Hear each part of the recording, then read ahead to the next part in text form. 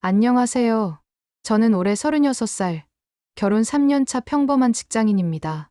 남편과는 대학 졸업 후 지인의 소개로 만나서 5년간 연애를 하고 결혼을 하게 되었습니다. 남편은 저와 만나기 전부터 작은 사업을 했는데 점점 사업이 잘 되어서 지금은 바쁜 나날을 보내고 있고 저도 회사에 다니면서 성실하게 일하고 있습니다. 저는 시골의 작은 동네에서 자랐습니다.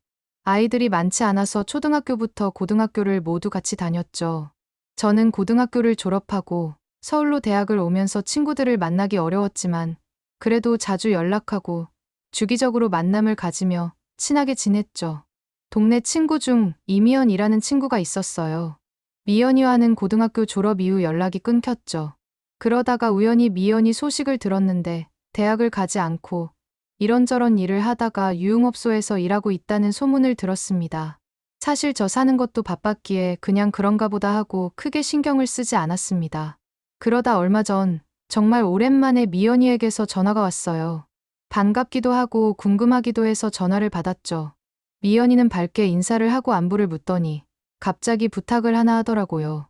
내가 이번에 마음 잡고 일하려고 서울로 올라왔거든. 근데 원래 계약하려고 했던 집에 갑자기 문제가 생겨서 당장 갈 곳이 없어. 생각나는 사람이 너밖에 없어서 그러는데 혹시 며칠만 신세 좀 져도 될까? 정말 미안해. 갑작스러운 부탁에 솔직히 조금 당황했고 남편도 있었기에 고민이 되었지만 미연이의 간절한 목소리에 마음이 약해졌어요. 서울에는 아는 사람도 없다고 하니 모르는 척 하기도 어렵더라고요.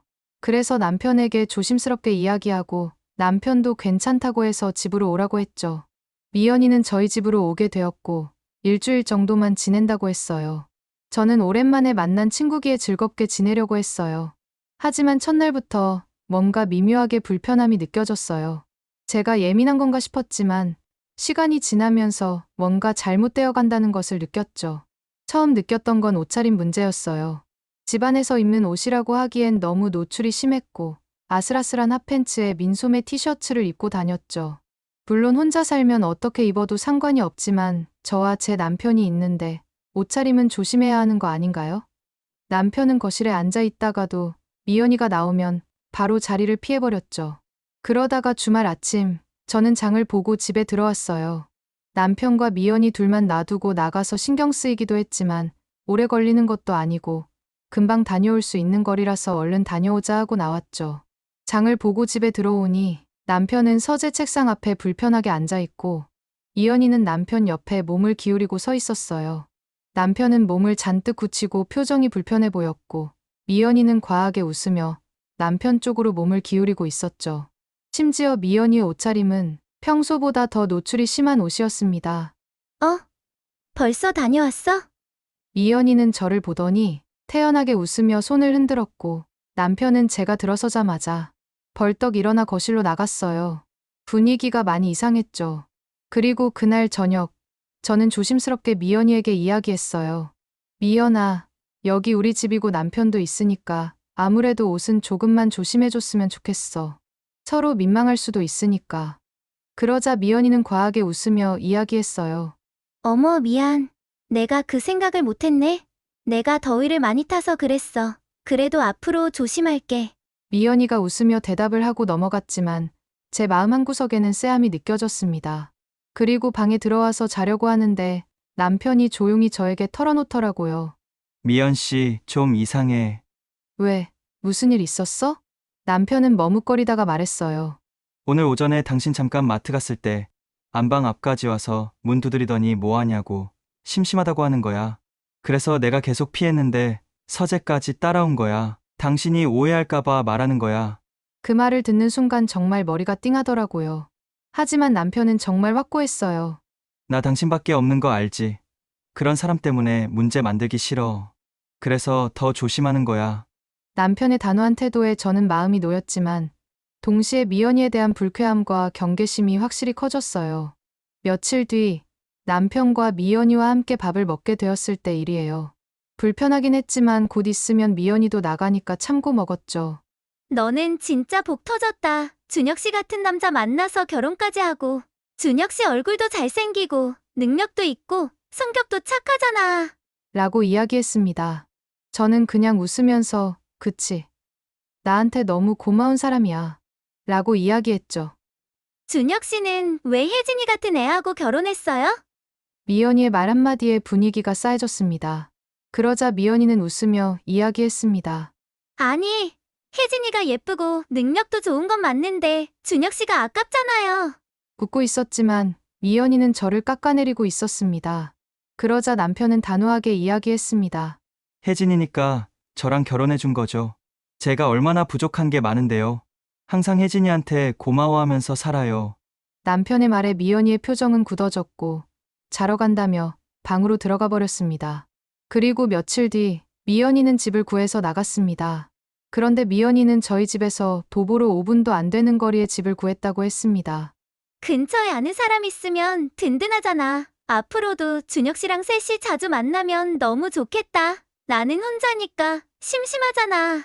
미연이는 웃으며 말했지만 저는 미연이와의 만남을 열심히 피했습니다. 아니나 다를까 미연이는 매일같이 연락을 해왔어요. 저뿐만 아니라 자꾸 남편까지 함께 만나자고 했죠. 그런데 미연이에게 남편은 못 나간다고 이야기하면 약속을 취소하거나 다음으로 미뤘어요. 그리고 어떤 날은 남편을 보고 싶다며 고집까지 부렸죠. 그러다가 어느 날 회사에서 근무 중이었는데 갑자기 남편에게 전화가 걸려왔어요. 남편의 목소리는 많이 화나 보였죠. 여보, 당신 근무 중이라 바쁜 거 아는데 너무 답답해서 전화했어. 순간 가슴이 철렁 내려앉았어요.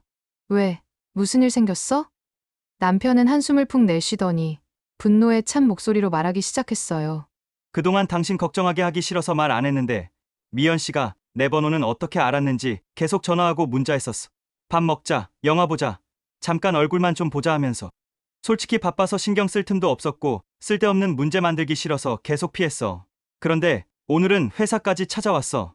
뭐, 회사까지 찾아왔다고? 저는 말문이 막혔어요. 점심시간 맞춰서 기다리고 있었더라고. 왜 자기 연락 안 받냐고. 자기가 그렇게 부담스럽냐면서 물어보더라. 그러면서 이제 그만 튕기고 좋으면 좋다고 이야기하래. 미친 거 아니야? 그러면서 같이 밥 안 먹으면 절대 안 가겠다고 하더라. 얼마나 곤란했는 줄 알아? 그래서 어떻게 했어? 부담스러우니까 그만하라고 화냈더니 가더라. 당신 미연 씨랑 연락 끊는 게 좋을 것 같아. 당신을 위해서라도 말이야. 전화를 끊고 저는 마음을 가라앉히고 미연이에게 문자를 보냈어요. 오늘 저녁에 시간 괜찮아. 잠깐 얼굴 좀 보자. 준혁 씨도 같이 갈 거야. 사실 제 남편은 함께 가지 않지만 이렇게 해야 나올 것 같아서 남편도 온다고 했죠. 그리고 미연이에게 바로 알겠다고 답장이 왔습니다.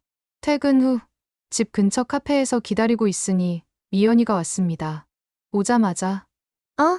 준혁 씨는 안 왔어? 라고 묻더라고요. 저는 차분하게 표정을 관리하며 대답했어요. 응. 오늘 야근해서 못 올 거야. 그 순간 미연이의 표정이 스치듯 굳었어요. 당황한 건 분명했지만 곧바로 억지 웃음을 지으며 말했죠. 아, 그래? 나도 좀 피곤하다. 그냥 커피 한 잔만 하고 얼른 들어가자. 너도 퇴근하고 와서 피곤할 텐데. 하지만 저는 오늘 절대 가볍게 넘어갈 생각이 없었어요. 침착하게 커피를 주문하고 자리에 앉았어요. 미연이는 휴대폰을 만지작거리며 슬쩍 제 눈치를 보더군요. 저는 미연이에게 묻기 시작했습니다. 미연아, 너 우리 집에서 지내겠다고 한 진짜 이유가 뭐야? 미연이는 잠시 멈칫하더니 웃으며 이야기했어요. 뭐긴 뭐야. 원래 계약했던 집에 문제 생겼다고 했잖아. 내 남편 꼬시려고 한 건 아니고 순간 미연이의 얼굴이 굳더니 어이없다는 듯 헛웃음을 터뜨렸어요. 뭐? 너 지금 무슨 소리 하는 거야? 내 말이 틀려? 그럼 왜 우리 집에서 짧은 옷 입고 다니고 나 없을 때 남편 찾아가서 술 마시자고 하면서 부담스럽게 했는데 그리고 내 남편 번호는 어떻게 알아냈니? 계속 전화하고 문자했다며. 그리고 회사는 왜 찾아갔는데? 제 목소리는 점점 커졌고 미연이의 얼굴도 점점 굳어갔어요. 미연이는 입술을 깨물더니 당황한 듯 떨리는 목소리로 말하기 시작했어요. 너 준혁 씨 말만 듣고 나한테 이러는 거야? 나 사실 말 안 하려고 했는데 준혁 씨가 나한테 먼저 좋다고 그런 거야. 그 말에 저는 순간 피가 거꾸로 솟는 기분이었어요. 너무 어이가 없어서 헛웃음이 나왔죠. 웃기지 마. 내 남편이 너한테? 내가 모를 것 같아? 넌 그냥 질투한 거잖아. 고등학교 친구들 남편들한테 계속 연락하면서 찝쩍거렸다는 거 다 알고 있어. 너 다른 애들 남편들한테도 똑같이 했잖아. 그 순간 미연이의 얼굴이 하얗게 질렸어요. 말문이 막힌 듯 우물쭈물하다가 오히려 적반하장으로 소리를 질렀어요. 너 지금 뭐 하는 거야? 나한테 왜 이래? 내가 언제 그랬다고 그래? 저는 더 이상 참지 않았어요. 대놓고 말했죠. 애들한테 다 들었어. 너 도대체 왜 그러고 사는 거야? 미연이의 얼굴은 새빨개져 있었고 손까지 떨고 있었어요. 하지만 그럼에도 불구하고 미연이는 끝까지 발악했어요. 네가 뭘 알아? 너같이 잘난 거 아무것도 없는 것들이 남편 잘 만나서 잘난 척하면서 사는 게 꼴보기 싫어서 그랬다. 저는 미연이의 외침에 단호하게 말했습니다. 네가 그 모양이니까 이렇게밖에 못 사는 거야. 너 앞으로 다시는 나랑 내 남편 앞에서 얼쩡거리지 마. 다음에 또 이런 일 생기면 그땐 말로 안 끝내. 저는 그대로 자리에서 일어나 카페를 나왔습니다. 손이 떨리고 심장이 미친 듯이 뛰었지만 속은 후련했죠. 이 일이 있고 얼마 뒤 고등학교 친구들에게 연락이 왔는데 이미 미연이는 친구들 사이에서 소문이 자자했다고 해요.